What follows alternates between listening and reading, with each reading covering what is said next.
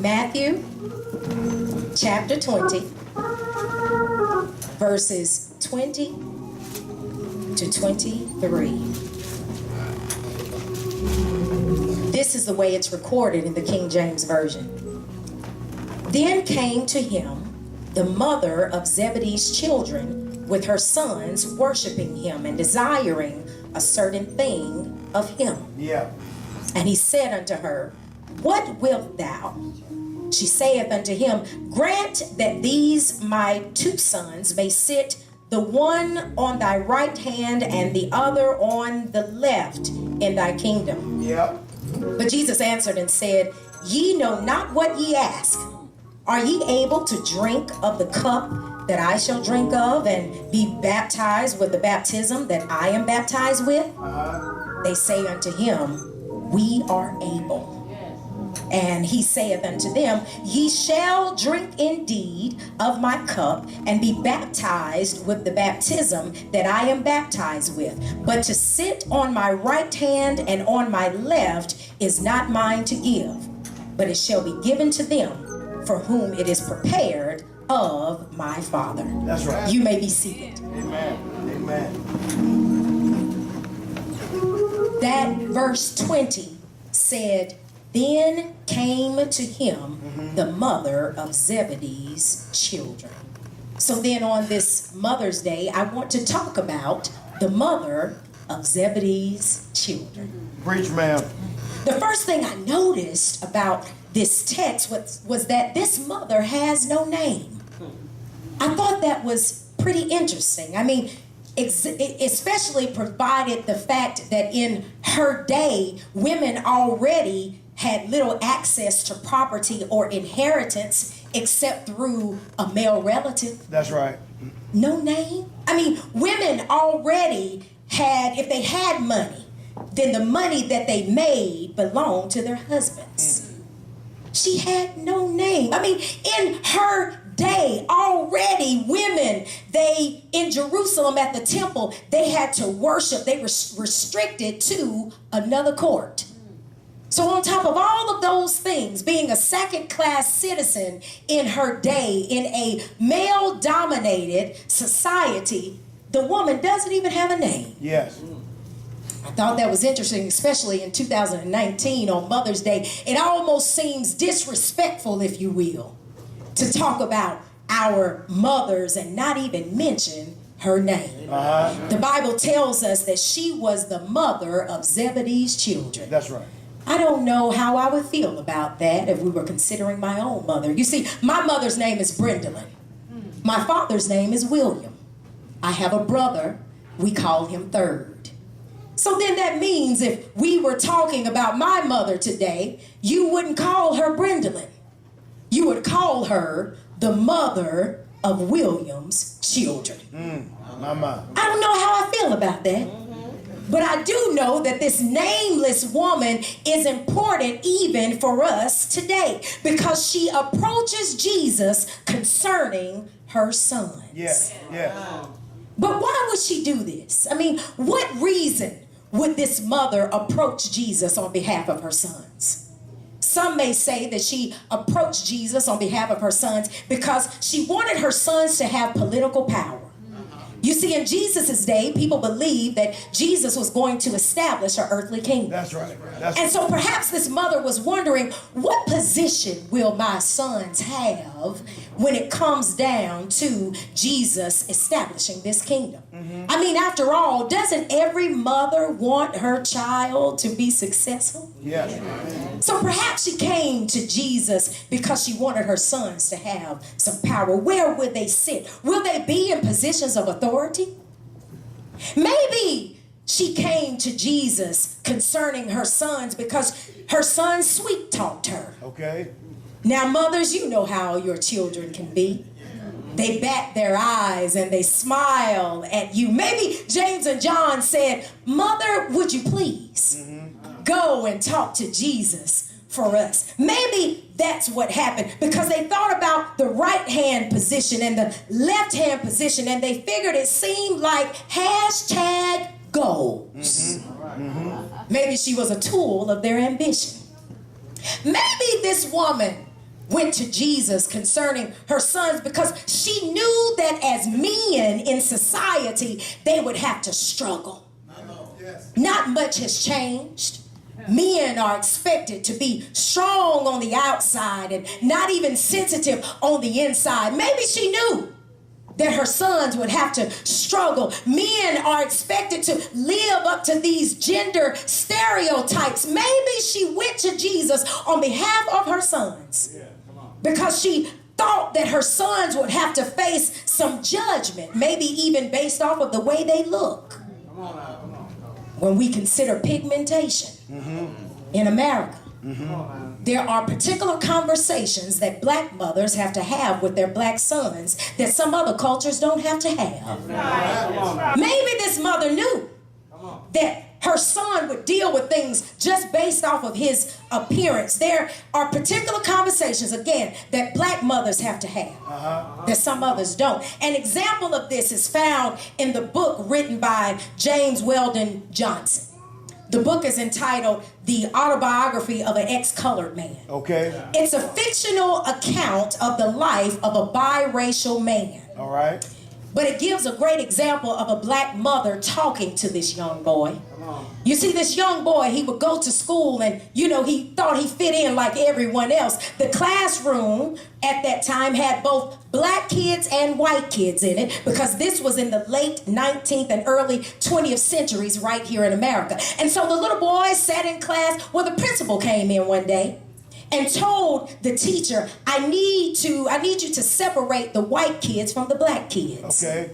During this separation, this little biracial boy, he decided to go over to the little white kids. That's where he ended up. And all of a sudden, the principal said, no, Mama. you belong over here. And so on his way home, his peers teased him. They called him a derogatory term. Yeah. They said you didn't think that you were, the word starts with an N and it ends with an R. You didn't think that you were one of us, but that's exactly what you are. So the little boy runs home and he's crying. He goes into his mother's arms, and then she has to have a particular conversation. All right, come on, Ray.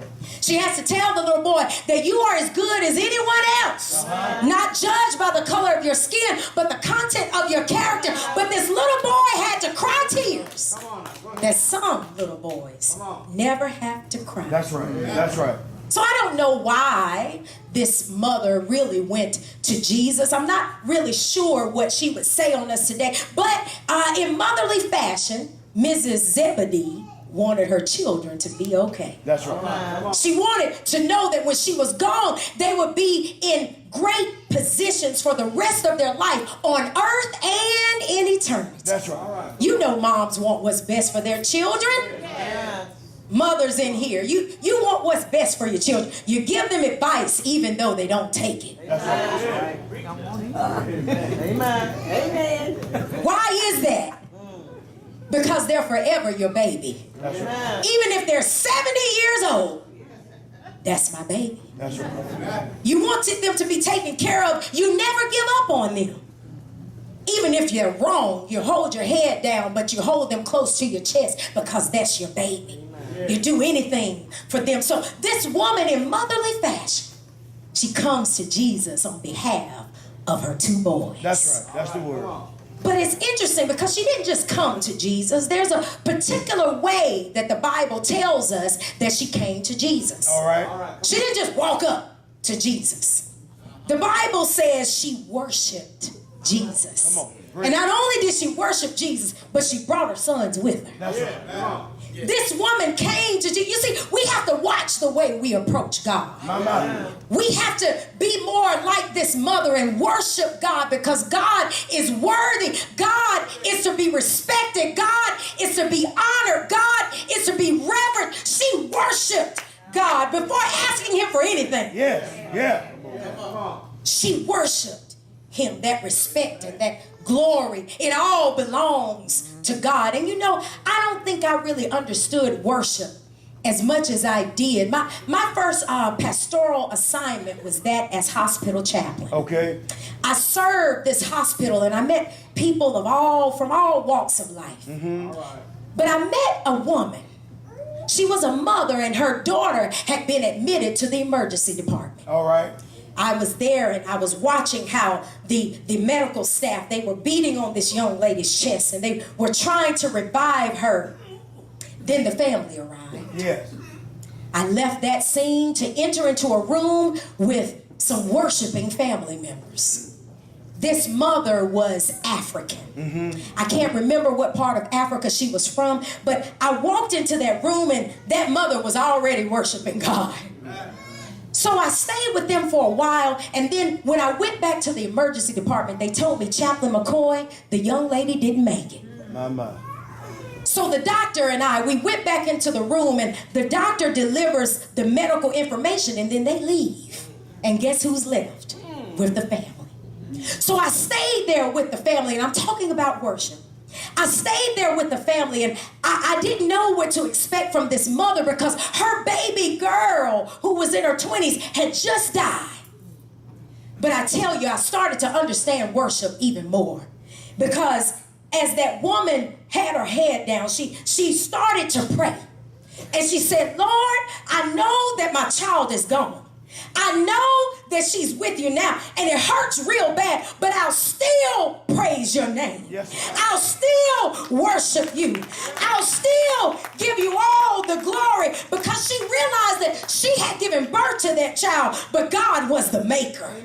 Maybe she read Psalm 95:6 that says, come, let us bow down and worship. Let us kneel before the Lord, our maker. And you see, that's what this nation needs to do. It needs to bow down. It needs to kneel, and it needs to worship God. We have in God, we trust on our money, but how can God tell?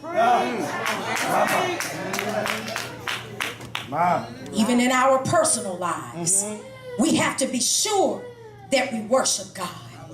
Even when things don't happen the way that we want them to, will you still worship God? Is God still to be glorified even when you don't get what you want? Is God still good even when you don't get what you want? Will you still put your head to the ground and say, God, I respect you, not just for what you do, but for who you are? Is God really worth?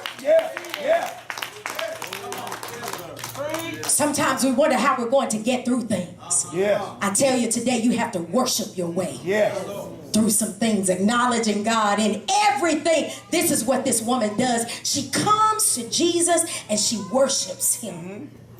And then she models the behavior that her sons need to see.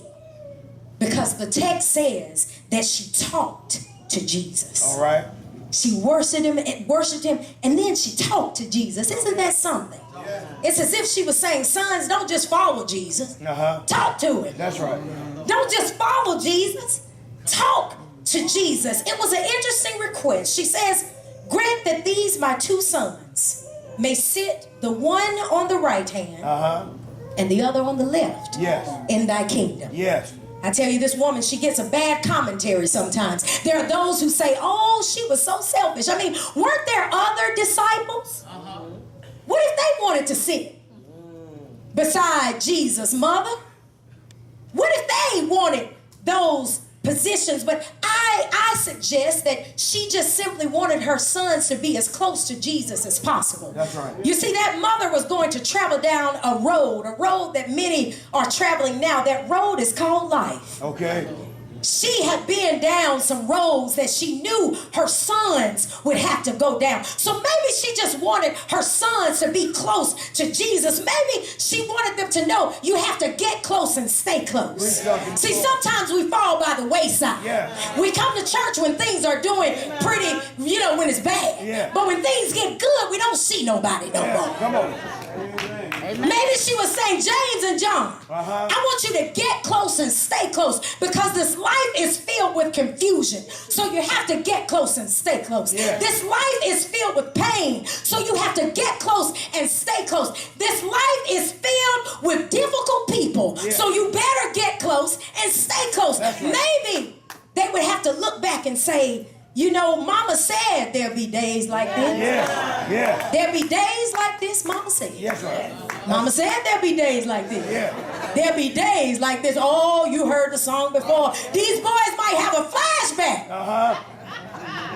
Mama told me to get close to Jesus, stay close to Jesus, and then she didn't just discipline the boys into being with Jesus, she showed them how to talk to the Lord. You see, somebody said you have a little talk with Jesus, and you tell him all about your troubles. He'll hear your faintest cry, and he'll answer by and by. When you feel a little prayer wheel turning, you'll know a little fire is burning. A little talk you'll find with Jesus makes it right. In 2019, Siri hears our voices sometimes more than God does. Amen. In 2019, Alexa hears from us more than God does. Don't talk to Alexa and Google Maps and Siri more than you talk to God. Get close, stay close, and talk to him. Amen. She's modeling these behaviors. She worships Jesus and she talks to Jesus. And the Bible shows us that she heard from Jesus. This mother, she received an answer. She learned that it would be costly. Even if this particular thing was going to happen, it was going to cost something. But wasn't she familiar with cost? I mean, she's a mother, right? That's right. Mothers, you know things cost when you have children. She was probably familiar with certain types of cost. I mean, she had to provide food for these boys. She had to provide clothing for these boys.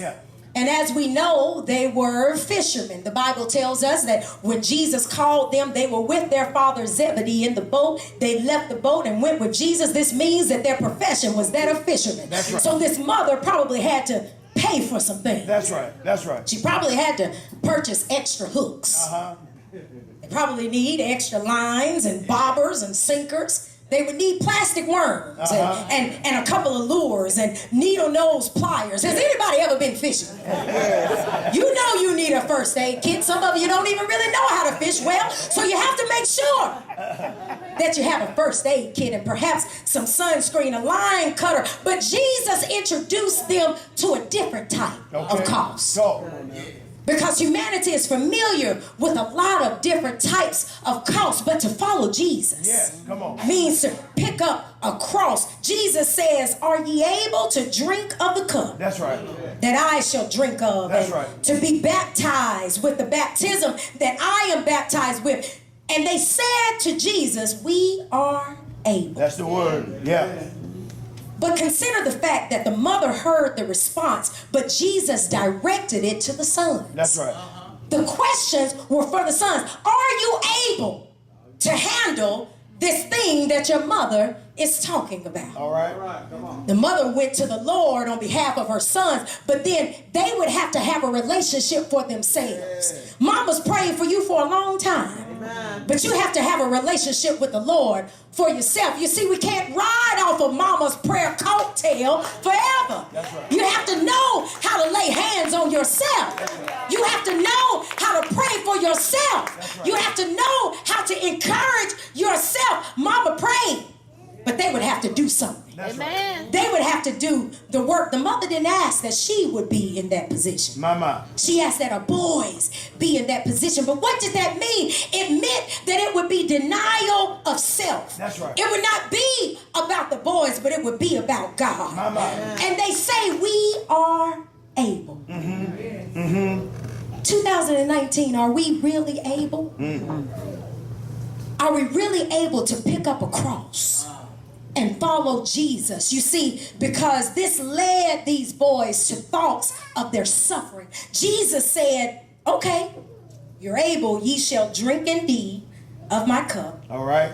And be baptized with the baptism that I'm baptized with. There was a cost. There's always a cost. But we sometimes focus on prizes, medals, and crowns rather than blood, sweat, and tears. And if you're going to be a part of this thing, you have to be a big boy and a big girl. And mama can't do it for you. You have to follow Jesus for yourself. And this is what she was instilling in her boys, because we know that mama may not always be here. Amen. But in her absence, Jesus could be a mother. That's right. Yes. And so she did whatever every mother should do. she put her children in the hands of Jesus. Yes, she did. And she left them there. That's right. But why, mother? Why would you do such thing? Perhaps she realized that she was limited in what she could give her children. You see, because there are some things that only God can do. Yes. I mean, she could give them salve and put it on their little legs when they got cut or bruised. But Jesus is the balm in Gilead. Yes, he is. Yes, he is. She could give them bread to eat, but Jesus is the bread of life. Yes, he is. She could give them water when they got thirsty, but Jesus is living water. Yes, he is. She could give them grapes from a vine, but Jesus is the true vine. This mother could show them a way, but Jesus is the way. This mother could tell them a truth, but Jesus is the truth. This mother could give birth, but only Jesus could give them everlasting life. There are some things that only God can do. Mama takes care of children real well. Mama sacrifices a lot, but only God can take care of you when mama can't do it. Only God can take care of you when mama is gone, and Jesus has already sacrificed in a way that no person ever could. He's taking care of you, and he's taking care of me. You see, when they flogged him, he was taking care of you. When he carried that cross to Calvary, he was taking care of you. When they laid him down on that cross, he was taking care of you. When they nailed him in the left hand, he was taking care of you. When they nailed him in the right hand, he was taking care of you. When they nailed his feet, he was taking care of you. When they pierced him in his side, he was taking care of you. When they put a crown of thorns on his head, he was taking care of you. When he died, he was taking care of you. When he stayed there on Friday, he was taking care of you. When he stayed there on Saturday morning, he was taking care of you. When he stayed there on Saturday afternoon, he was taking care of you. And when he was there on Saturday night, he was taking care of you. And then on Sunday, I said then on Sunday, when he rose with all power, he was taking care of you. And the fact of the matter is, God is still taking care of you. You got here safely this morning. That was God taking care of you. The motherhood of God surrounds us each and every day, and God won't leave you. You see, you get sick and he's still with you. You get hurt and he's still with you. You get disappointed and he's still with you. You get sad and God is still with you. You get broken spiritually and God is there. You get broken physically and God is there. You get broken emotionally and God is there. You get broken mentally and God is there. You get broken financially and God is there. So God will be with you. But you have to make up in your mind that you're going to be with God. And the way you do that is that you accept Jesus Christ as Lord of your life. And you see, if you haven't done that, you're walking by yourself. And I don't know about you, but this life is too challenging to not have God walking with me. And don't be afraid about God walking with you, because see, what I love about God, God is like the greatest mother you could ever know. You know, when a little baby starts walking, the little baby, you know, they might fall. And you see, when you start this thing with Jesus Christ, you might fall, but I'm here to tell you that God will pick you up. And before you know it, your little legs will get a little stronger. Your spiritual legs, they get stronger, and God says, I'm still with you. You might fall again because you got distracted, but just like a good mother, God will be right there with you. And before long, you won't be walking with Jesus anymore, but you'll be running with Jesus. And somebody knows what I'm talking about, because you've been running with Jesus for a long time, and you're not tired yet. How can we tell? Because you're still giving to God. You're not tired yet. How can we tell? Because you're still singing on the choir.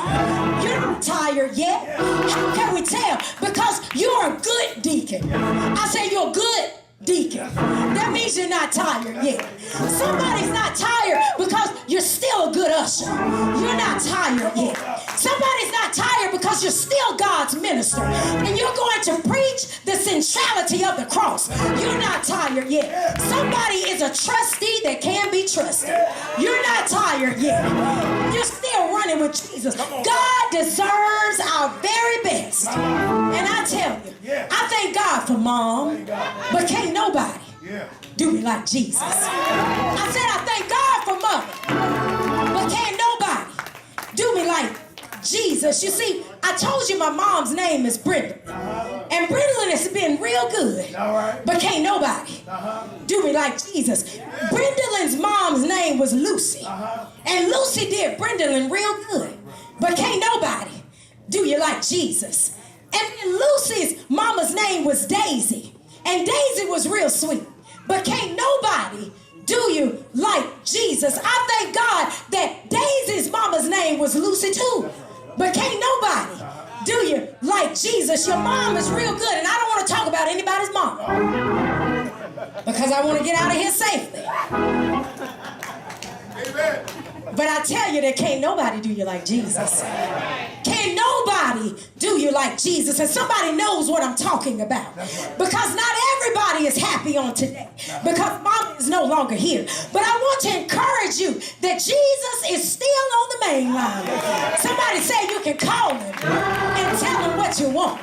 So I know that there's those here today who knows that can't nobody do you like Jesus. Does anybody have an amen for Jesus? Does anybody know how good Jesus really is? Is anybody really sold out to Jesus? Is anybody's testimony, can nobody do it like Jesus? Can nobody do it like the Lord? Can nobody do it like Jesus? He's my friend. Can nobody do it like Jesus? Can nobody do it like the Lord? Ain't nobody do it like Jesus. He's my friend.